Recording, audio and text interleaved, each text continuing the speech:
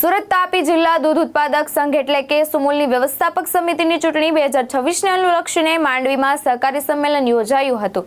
સહકારથી સમૃદ્ધિ, સુમુલથી સમૃદ્ધ સમાજના સૂત્ર સાથે યોજાયેલા આ સંમેલનમાં સહકારી ક્ષેત્રના આગેવાનો, જનપ્રતિનિધિઓ અને મોટી સંખ્યામાં પશુપાલકો ઉપસ્થિત રહ્યા હતા.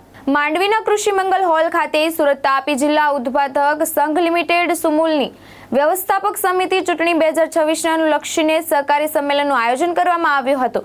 આ ઉપરાંત માંડવી તાલુકાની વિવિધ દૂધ મંડળીઓના પ્રતિનિધિઓ, પશુપાલકો અને સહકારી ક્ષેત્ર સાથે જોડાયેલા આગેવાનો પણ મોટી સંખ્યામાં હાજર રહ્યા હતા. સભામાં વક્તાઓએ જણાવ્યું હતું કે સુમુલમાં દરરોજ એકત્રિત થતા અંદાજે 87% દૂધ આદિવાસી પશુપાલકો પાસેથી લાવે છે. તેથી તેમના હિતોનું રક્ષણ અને વિકાસને પ્રાથમિકતા આપવી જરૂરી છે.